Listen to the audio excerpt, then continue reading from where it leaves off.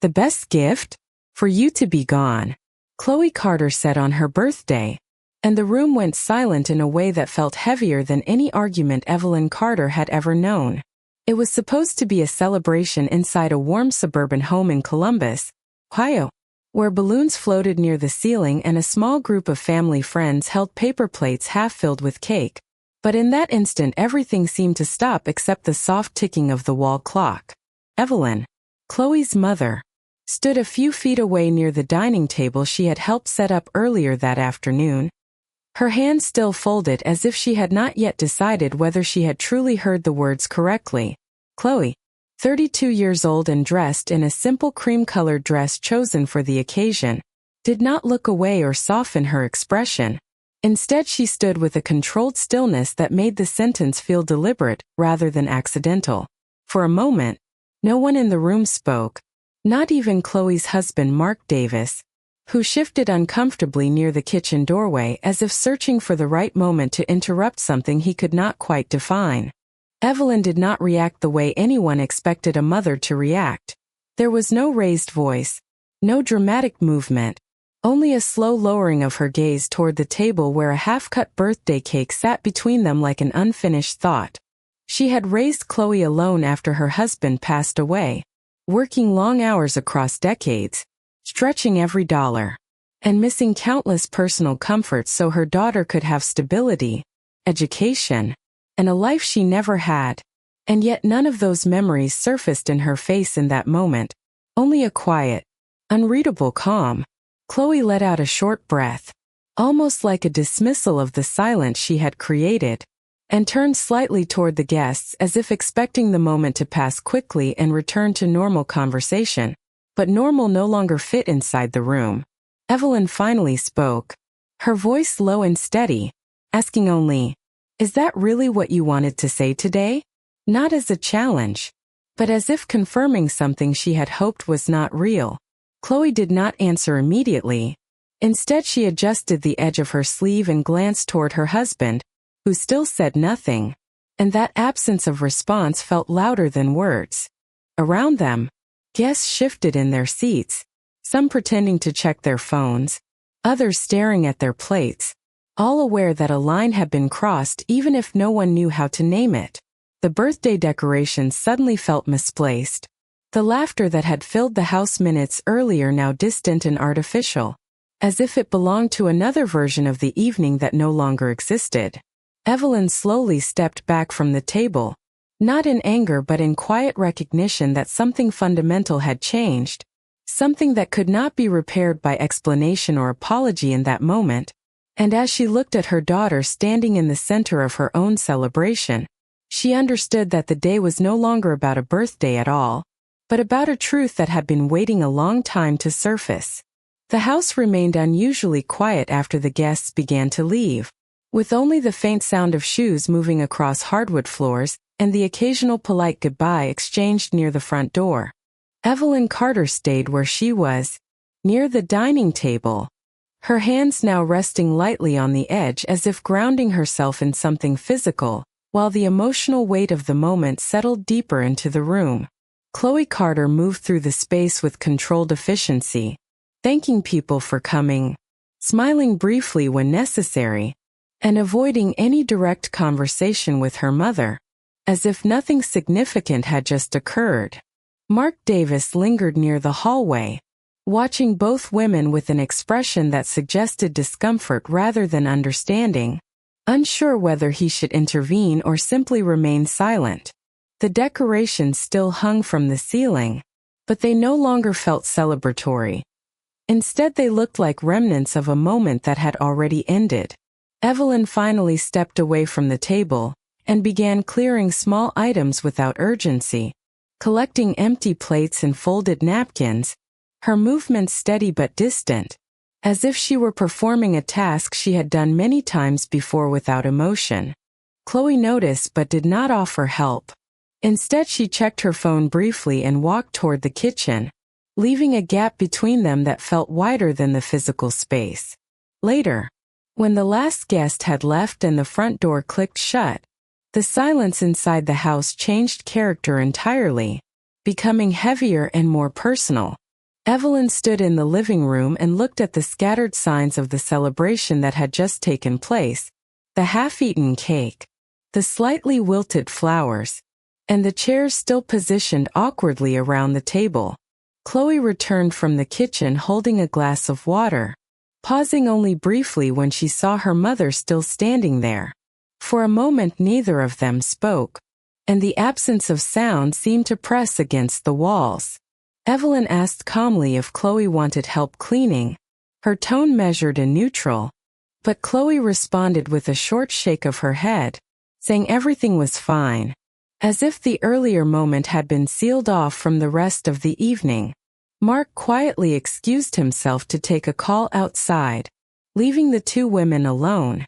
Evelyn slowly sat down in a chair near the window, her gaze moving toward the darkening street outside, where a few cars passed by with steady, indifferent motion.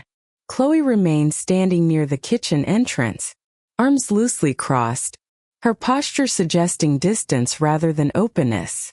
After several seconds, Evelyn spoke again, asking gently if something had been bothering Chloe for a long time, not with accusation, but with a tone that suggested she genuinely wanted to understand. Chloe hesitated, then said that things had simply changed and that people needed space as they got older. Her words carefully chosen and emotionally restrained. Evelyn listened without interruption, her expression unreadable, absorbing each phrase without reacting outwardly. In that quiet exchange, something unspoken formed between them, not resolution, but recognition that their relationship had shifted into unfamiliar territory, and neither of them yet knew how far that change would go. In the hours after the house grew quiet, Evelyn Carter remained awake in the living room while the rest of the home settled into an uneasy stillness, the kind that followed emotional tension rather than rest. Chloe Carter had gone upstairs shortly after midnight without offering further conversation, her footsteps measured and controlled, while Mark Davis lingered downstairs for a short time longer before excusing himself with a quiet explanation that he needed fresh air. Evelyn did not try to stop either of them. Instead, she stayed seated near the window where the streetlight cast a muted glow across her hands, which rested folded in her lap. The silence allowed her thoughts to move more clearly than they had during the celebration, and she began to notice small patterns she had previously overlooked, not as accusations but as observations that felt increasingly difficult to ignore. The way Chloe had avoided direct eye contact throughout the evening, the careful precision in her words when speaking about change in space, and the absence of any acknowledgement of what had been said earlier all began to form a picture that Evelyn did not yet fully understand but could no longer dismiss. The following morning arrived with a gray sky over Columbus, Ohio, and Chloe moved through the kitchen preparing coffee without speaking, as if the previous night existed in a separate category from the present. Evelyn observed her quietly from the dining area, noting how Chloe checked her phone repeatedly even during simple tasks, her attention divided in a way that suggested distraction rather than presence. Mark returned briefly after a morning walk, exchanging a few polite words before leaving again for work, leaving the two women alone in a space that felt increasingly defined by silence rather than conversation. It was during this time that Evelyn noticed a folder placed on the edge of the kitchen counter, partially open, with printed pages inside that appeared to be related to financial arrangements and housing discussions, though she did not immediately approach it. Instead, she waited until Chloe stepped outside to take a phone call before moving closer with slow, deliberate steps. The documents inside were not fully visible at first glance, but certain phrases stood out enough to suggest planning rather than coincidence, references to long-term living arrangements and potential transitions that had not been discussed openly. Evelyn did not remove anything from the folder, nor did she confront the situation immediately. Instead, she closed it gently and returned to her seat, her expression unchanged but her awareness noticeably sharpened. When Chloe returned a few minutes later, She noticed her mother watching her more closely than before, though no words were exchanged about the folder. Instead, Chloe mentioned casually that she might be busy for part of the day handling errands, and Evelyn simply nodded as if accepting ordinary information. Yet beneath that calm exchange, something had shifted, not in the form of conflict, but in recognition that there were conversations occurring outside of what was being shared aloud. Later that afternoon, after Chloe left the house, Evelyn remained alone and began reviewing old photographs stored in a drawer, each image reflecting years of family events that now felt distant in a different way.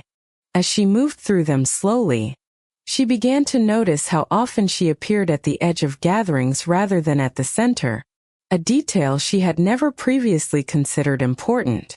The realization did not bring immediate emotion, only a quiet awareness that the structure of her place within the family might have been changing long before she had been told. She placed the photographs back carefully, then sat in silence as the house around her seemed to settle into a deeper uncertainty, where even familiar spaces no longer felt entirely predictable. Over the next several days, the atmosphere inside the Carter household did not return to what it had been before the birthday. Instead, it settled into something quieter, more careful, as if every word spoken needed to pass an unseen inspection before being allowed into the air. Evelyn Carter continued her routine with steady consistency, waking early, preparing coffee, and moving through small household tasks with the same calm precision she had always maintained. But now every action carried a subtle awareness of distance between herself and Chloe Carter. Chloe, in turn, behaved with a level of politeness that felt structured rather than natural, speaking when necessary, affording unnecessary detail, and spending increasing amounts of time outside the home under the explanation of errands, appointments, or work-related matters. Mark Davis appeared less frequently, and when he did arrive, his presence was brief and cautious, as if he were attempting to maintain balance in a situation he did not fully understand. Evelyn did not confront anyone directly, but she began to observe more deliberately, noticing patterns in timing, changes in routine, and the way conversations often stopped when she entered a room. One afternoon, while organizing items in the hallway closet, Evelyn discovered a second set of printed documents partially hidden beneath a stack of old household papers, and although she did not immediately react, she carefully read enough to understand that they involved discussions about future living arrangements that did not include her current residence as a permanent option. She placed the papers back exactly where she found them, her expression unchanged, but something inside her shifted from uncertainty into quiet recognition. That evening, during a simple dinner shared with Chloe, the conversation remained minimal, but Evelyn gently asked whether there were plans for any changes in the home in the near future, framing the question without accusation or emotion. Chloe paused slightly before responding that she was simply trying to plan responsibly for the future, emphasizing stability and practicality without providing specific details. Evelyn nodded as if accepting the answer, yet her attention remained steady, studying not only the words but the hesitation behind them. Later that night, after Chloe had gone upstairs, Evelyn sat alone in the living room and opened a drawer she had not touched in years, retrieving old financial statements and personal records that her late husband had kept organized with careful precision. As she reviewed them, she began to notice inconsistencies between what she had assumed about their shared assets and what appeared in the formal documentation, not enough to draw immediate conclusions, but enough to suggest that there were aspects of their family structure she had never been fully informed about. The realization did not bring panic, only a slow and measured awareness that understanding the full situation would require more than passive observation. From that moment, Evelyn no longer viewed the household as a place of simple family routine, but as a space where decisions were being made quietly in parallel. and she began to shift her focus from acceptance toward careful attention, waiting to see what would reveal itself next. The following week unfolded with a quiet tension that no one in the Carter household openly addressed, yet everyone seemed to feel in subtle ways throughout each day. Evelyn Carter continued her life with measured calm, maintaining her routines with careful consistency, but now her attention extended beyond simple habit and into observation, as if every detail in the house carried potential meaning. Chloe Carter remained structured in her behavior, leaving early in the mornings and returning at irregular hours, often explaining her absence with brief references to work commitments or meetings that were never elaborated upon. Mark Davis appeared increasingly distant, his visits shorter and less frequent, and when he did interact with Evelyn, there was a noticeable hesitation in his tone, as if he was aware of something he could not yet fully articulate. One afternoon, while Evelyn was sorting through a drawer in the study, she discovered a small envelope tucked behind old receipts and tax records, and inside were handwritten notes referencing a meeting with a financial advisor and mentions of restructuring assets, in a way that did not include her direct involvement. She did not react immediately.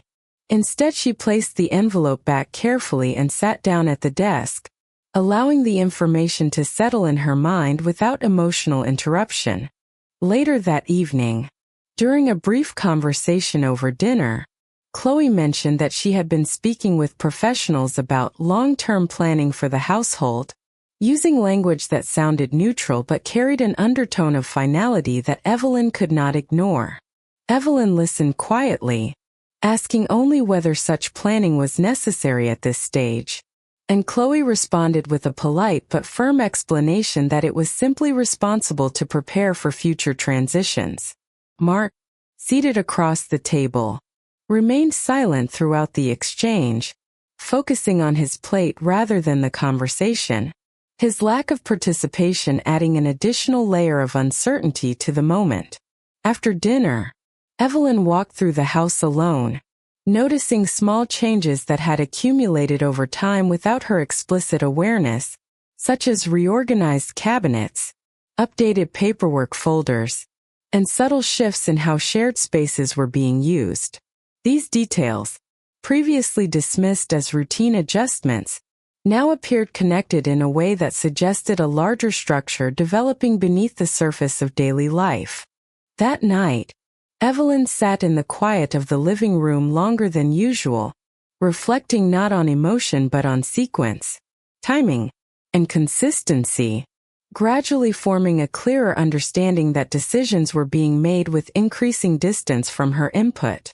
For the first time, she did not interpret this realization as confusion, but as information, and in that shift, her response changed from passive observation to deliberate attention, as she began to consider not only what was happening, but how long it had been unfolding without her full awareness.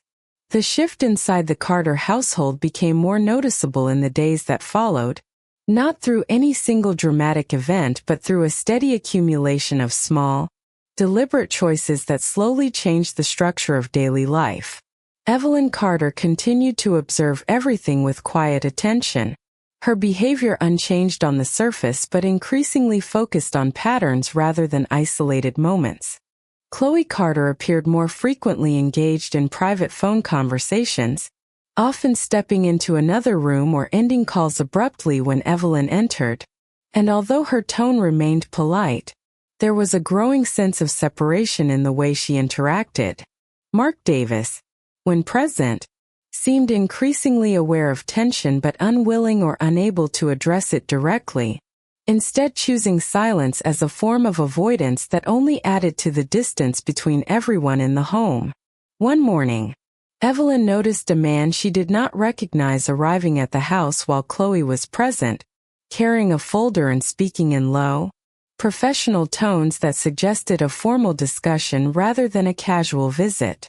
Evelyn did not interrupt, but from the hallway she observed enough to understand that the conversation involved property evaluations and future arrangements, with Chloe responding in a structured and confident manner that indicated prior preparation. After the visitor left, Evelyn asked only a simple question about who had come by, and Chloe explained briefly that it was part of routine planning for long-term stability, using words that sounded reasonable but left many details unspoken. Evelyn nodded without pressing further, but internally she began to map the frequency of these visits and conversations, recognizing that they were becoming more organized and more intentional over time. Later that day, Evelyn returned to the study and reviewed additional documents she had quietly collected from various locations around the house over the previous week, each one adding small fragments of understanding about financial restructuring, ownership considerations, and living arrangements that did not fully include her perspective. She did not rush her interpretation. Instead, she examined each page carefully, noting dates, name, and recurring references that suggested coordination between multiple parties. That evening, during dinner, Chloe mentioned that some decisions might need to be finalized within the next few weeks, framing the statement as a natural progression of planning rather than a conclusion of any specific decision.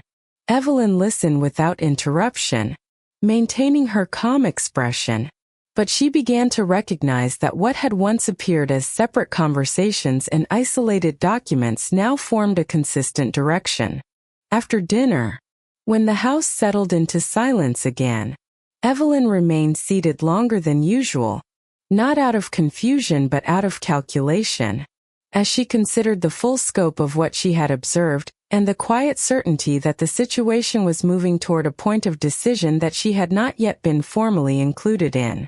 The atmosphere inside the Carter household had become increasingly structured in a way that Evelyn Carter could no longer ignore, as if invisible lines were being drawn across decisions, conversations, and future plans without her direct participation. Chloe Carter maintained her routine of leaving early and returning late, often with brief explanations that lacked detail but carried a sense of finality, while Mark Davis appeared only intermittently. His presence reduced to short visits that felt more observational than participatory. Evelyn continued her quiet pattern of awareness, not interfering, but noting every change in behavior, every hesitation in speech, and every shift in how responsibilities within the household were being discussed. One afternoon, a second professional visit occurred, this time involving documents that Chloe reviewed at the dining table with careful attention while speaking in a measured tone about timelines and options, using language that suggested coordination with external advisors, rather than spontaneous discussion. Evelyn observed from a distance without interruption, but she now recognized a consistent structure forming beneath these meetings, one that suggested preparation rather than uncertainty. After the visitor left, Evelyn approached only to ask a simple question about whether significant changes were being considered for the household in the near future, and Chloe responded with practiced calm, stating that everything being discussed was meant to ensure stability and long-term clarity. Evelyn acknowledged the response without resistance, yet internally she began to recognize that the language being used was increasingly aligned with formal planning rather than family conversation. Later that evening, Evelyn spent time alone reviewing older correspondence and legal papers that had accumulated over the years, comparing them with recent documents she had quietly collected, and she began to notice alignment in terminology and timing that suggested a coordinated progression of decisions. The realization did not create immediate emotional reaction, but instead reinforced her growing understanding that the changes occurring within the household were not spontaneous, but part of a sustained process that had been unfolding over time. When Chloe returned home that night, she mentioned casually that certain arrangements might need to be finalized soon, presenting it as a natural step forward rather than a decisive turning point. And Evelyn listened carefully without interruption. Mark Davis, who arrived briefly later that evening, avoided engaging in any meaningful conversation, offering only brief comments before retreating to another room, further emphasizing the emotional distance that had developed within the household. After both had withdrawn for the night, Evelyn remained seated in the quiet living room, her attention focused not on emotion but on sequence, recognizing that the accumulation of meetings, documents, and carefully chosen words all pointed toward an approaching conclusion that had not yet been directly communicated to her, but was steadily becoming unavoidable in its direction. The following morning arrived with an unusual stillness across the Carter household, as if even the sounds of daily life were being softened by the weight of unresolved decisions. Evelyn Carter woke earlier than usual and remained seated at the edge of her bed for several minutes, not out of hesitation but out of a quiet clarity that had been forming steadily over the previous days. When she entered the kitchen, Chloe Carter was already present, reviewing something on her tablet while sipping coffee with the same controlled focus she had been maintaining throughout the week.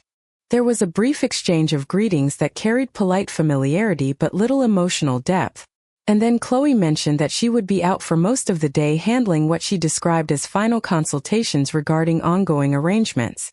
Evelyn listened without interrupting, then simply acknowledged the information as she had done before.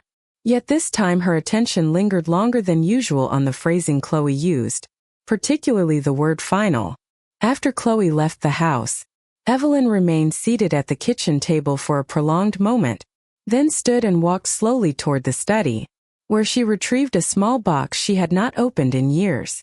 Inside were documents, correspondence, and records connected to her late husband, each carefully preserved but rarely revisited in recent times. She placed them on the desk and began reviewing them with deliberate precision, not searching for emotion but for structure, patterns, and continuity.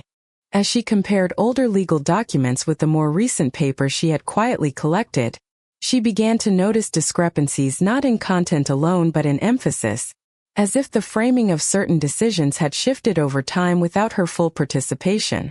Later that afternoon, Evelyn made a phone call to a law office she had once visited years ago with her husband, speaking in a calm and measured tone as she requested a review of certain records and clarification regarding ownership details and long-term arrangements. Her voice remained steady throughout the conversation, and she asked no emotional questions, only procedural ones, ensuring that each response she received was clearly understood and noted. After the call ended, she sat quietly for several minutes, absorbing the implications not as shock but as confirmation of a direction she had already begun to suspect. When Chloe returned home later that evening, she appeared more focused than usual, mentioning that decisions were now approaching a point where clarity would be necessary for everyone involved.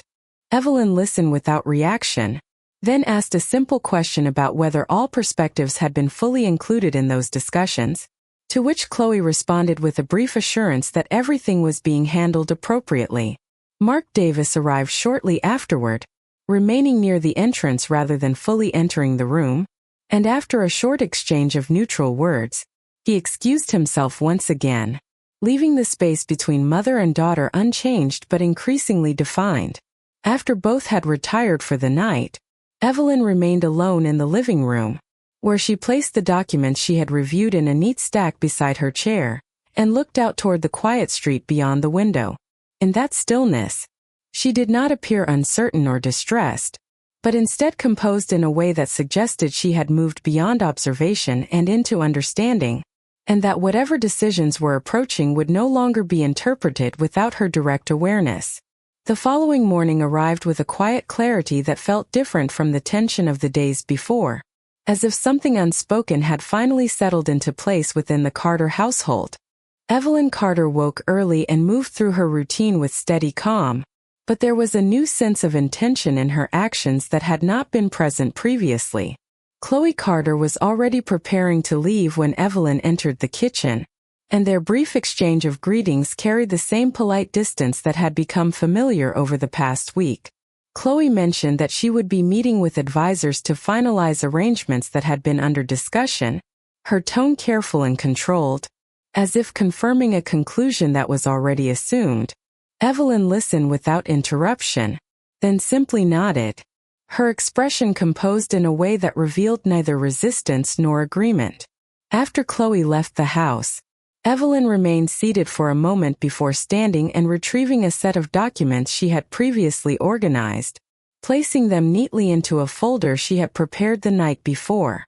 She then made a phone call to the legal office she had contacted earlier, and this time her voice carried a quiet certainty as she confirmed that she was ready to proceed with a full review and formal clarification of her late husband's estate arrangements.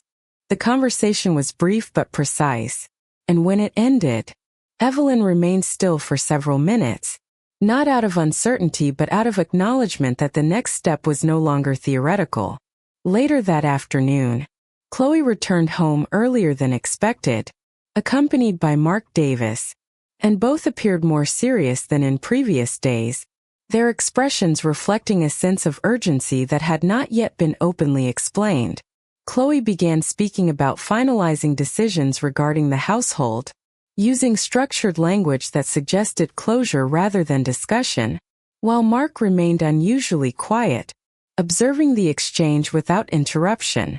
Evelyn listened carefully, allowing each statement to finish before responding, and when she finally spoke, her tone was calm and measured as she asked whether all legal clarifications had been fully reviewed before any final steps were taken. The question created a brief pause in the room, and Chloe responded that everything had been handled appropriately through professional channels. At that moment, Evelyn placed the folder she had prepared onto the table and stated that she had also requested an independent review of the same matters, ensuring that all documentation would be fully verified before any irreversible decisions were made. The room fell into a deeper silence as Chloe processed the statement, her composure tightening slightly, while Mark shifted his attention between them without speaking. Evelyn did not raise her voice or change her tone, but continued explaining that she had chosen to engage directly with legal counsel to ensure full transparency regarding ownership, rights, and long-term arrangements that affected her position within the household. She emphasized that her intention was not conflict but clarity, and that all future decisions would need to reflect verified information rather than assumption. Chloe remained standing, her expression now more restrained, as she realized that the dynamic she had assumed to be progressing in one direction was no longer uncontested. Mark finally spoke briefly, suggesting that perhaps further discussion with legal representatives would be necessary before proceeding with any final conclusions, and Evelyn agreed without hesitation. As the evening settled over the house, the atmosphere shifted from quiet tension to structured uncertainty, where every word carried new weight and every assumption required reconsideration. Evelyn remained seated after Chloe and Mark moved to another room, her hands resting calmly on the folder in front of her, not as a sign of conflict, but as confirmation that she was now fully present in decisions that had previously been unfolding without her direct participation.